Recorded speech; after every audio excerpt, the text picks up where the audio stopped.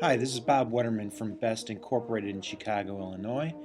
Today we are going to begin with our series on BGA Rework, a primer.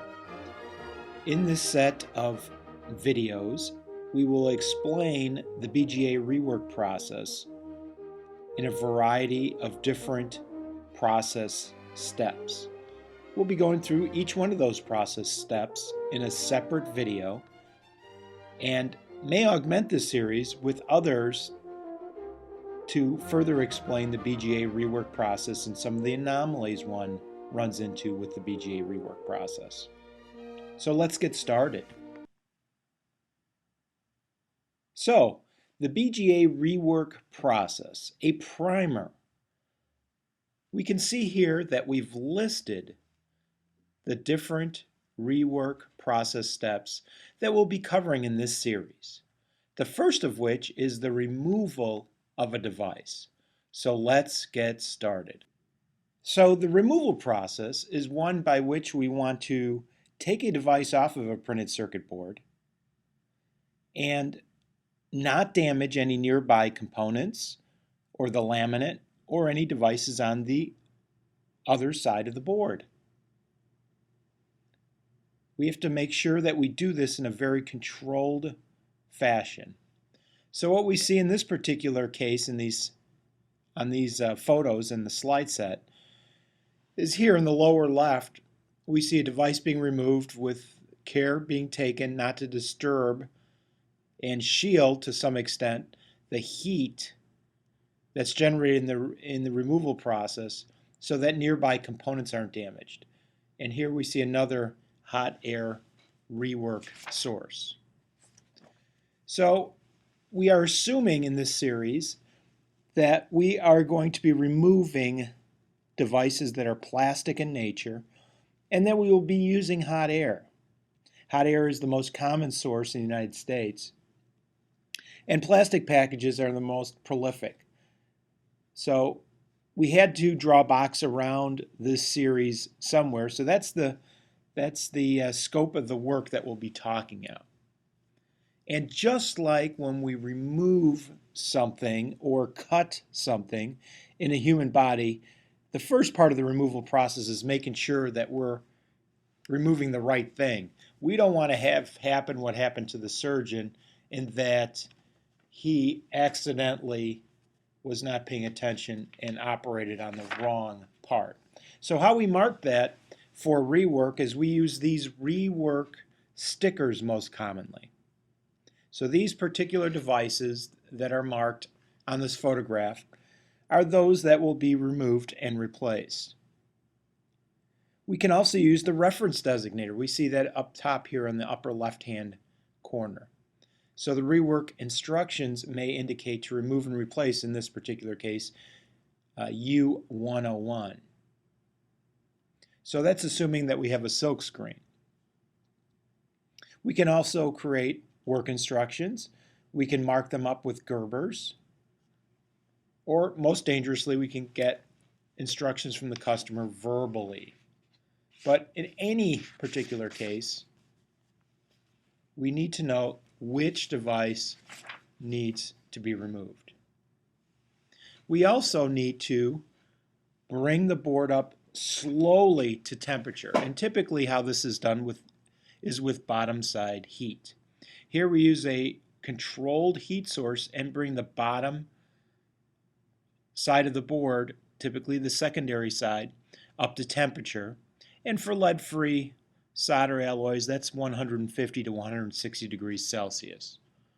We don't want the ramp rate to be too extreme because we may damage either the laminate or components on the secondary side. And again, we're trying to stay 150 to 160 C.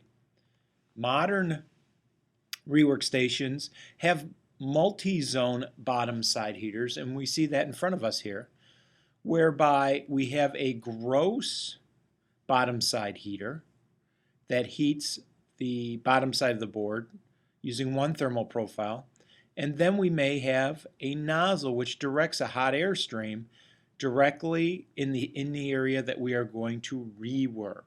So essentially we've created a multiple zone bottom side heating situation. We want the board to be a little bit smaller than the bottom side heater. That is to say, we want to evenly heat the entire secondary side of the board. We also want to make sure that we take care in the removal process by knowing whether or not we are going to be saving the device, i.e. for reliability testing or back to the manufacturer, or we may be saving the device for further reballing later. But if we don't handle the device as a moisture-sensitive device, we can see what can happen. Popcorning can break these wire bonds as indicated here by these broken wire patterns that we see here. So unless we make sure that we handle the device and the board as a moisture-sensitive device and component, we're going to get ourselves into trouble. Here we have another type of preheating system. And typically we want to verify that we have the proper temperature, not only right in the area in which we will be doing the rework, but also that of the entire board. We're going to confirm that with thermocouples placed not only near the location of the device, but also on the corners of the board. We also want to make sure that we prevent as much as possible the warping of the board, and thereby we want to make sure that we have good, stable, rigid board holders on the bottom side of the device. We don't want them to be too massive, and that's why you see a bunch of holes in this device, because we don't want the thermal energy as imparted by the bottom side heater to be imparted into the holder, but rather into the board.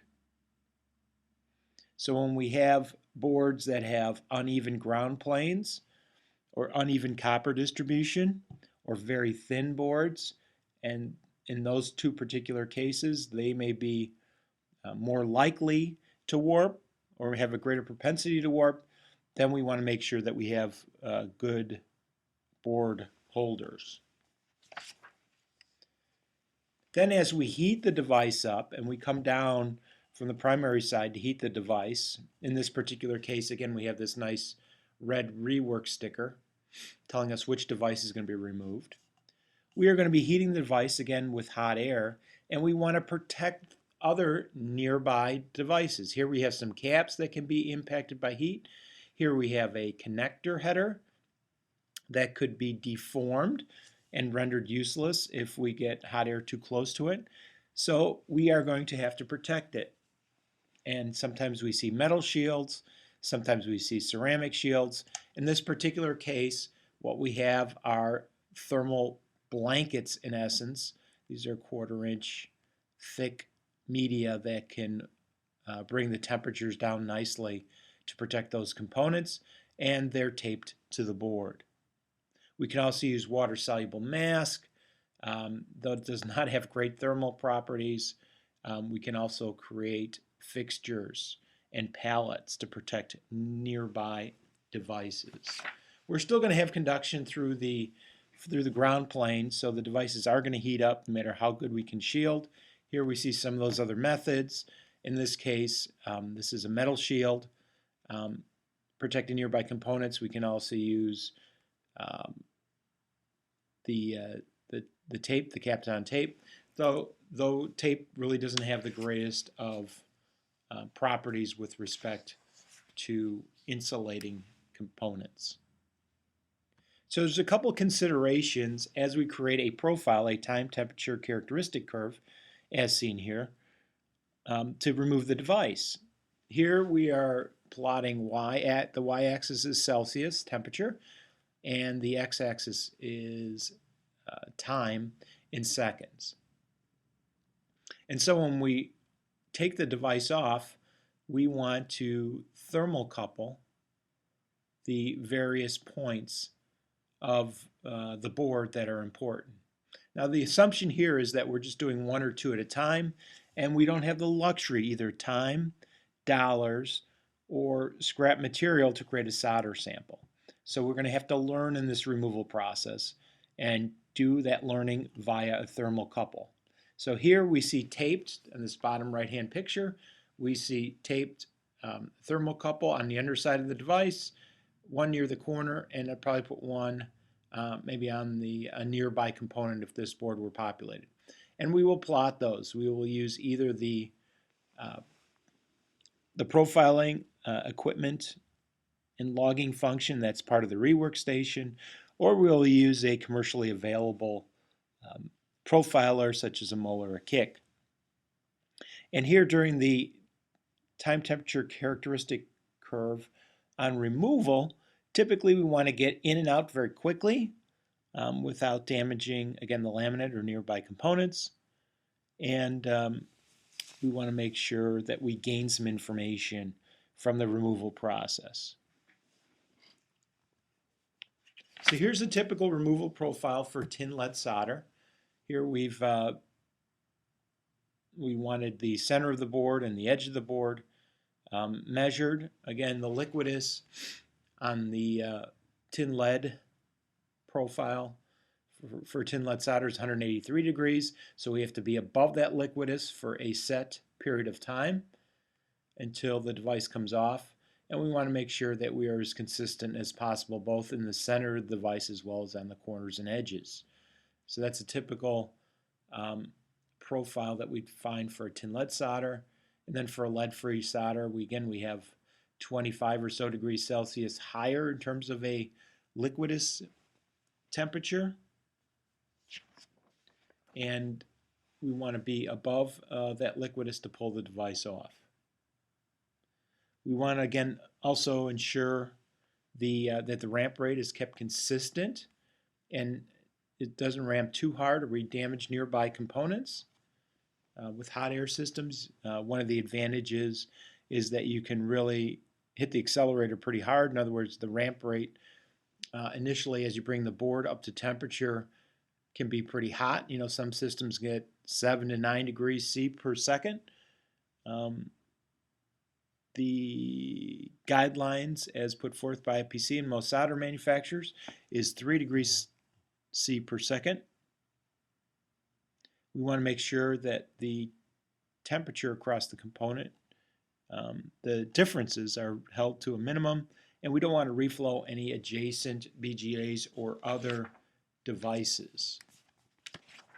So that's the removal process, and come back next as we talk about once the device is removed that we need to prep or site dress. Thanks for joining us.